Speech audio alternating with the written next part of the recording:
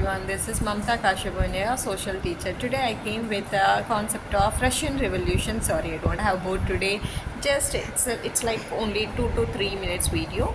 So why the Russian Revolution has been started? Russian Revolution and who are the empires? What is the dynasty of them? Okay, so Rome now is the dynasty of the Russian Empire. The last empire of Russia is Nicholas II, and you know why he had overthrown from his empire is the topic today we are going to discuss. Okay, so revolution means what? What do you mean by revolution? So revolution is nothing but against. That means the people, the Russian people are against to the system. Whose system they are against? They are against to the Nicholas II. So obviously everywhere during the past history, if you look after the past history, everywhere the people started revolting against the kings and queens. But for the first time in the history, the Russian people has been revolted. This made a huge mark over the history. Like it played a very impactful life. It has given a life through many countries because after the Russian Revolution, many countries started revolting the empires like monarchy principles. So here also the same situation has been faced.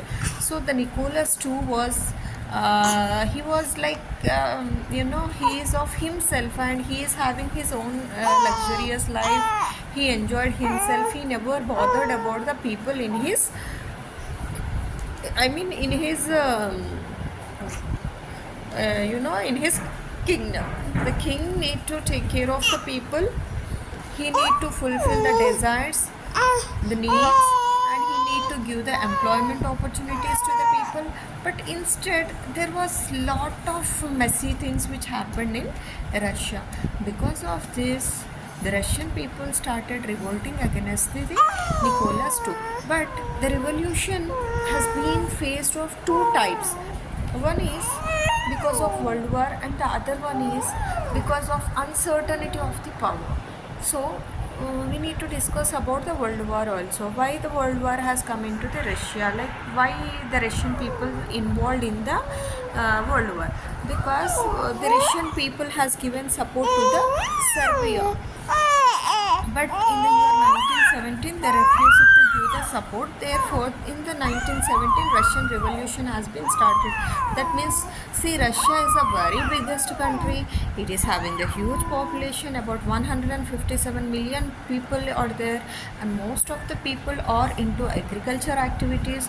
And these agriculture activities are, as agriculture activities are high in demand, they produced high good commodities. Because of this, the food grains produced in Russia is also very high. As food grains are high, there is no problem. But unfortunately, the food has been sent to the people who are participating in the World War I in support of Serbia. Because of this, most of the people has starved for the food in the Russia. So this is also one of the reason for the Russian Revolution. The other one is March Revolution and October Revolution. So March Revolution means what? See, like the women started fighting against this revolution because most of the people are starving for the food. Peace. There is no peace in the country. Absolutely, the situation become very messy. And the food grains, whatever, there is no employment opportunities. And most of the people has lost their life. Uncertainty situations they are facing. So, by seeing this horrible situation, the women started coming out for the march to St. Petersburg. Meanwhile, Nicholas II was seeing the situation. He sent the soldiers to stop the march.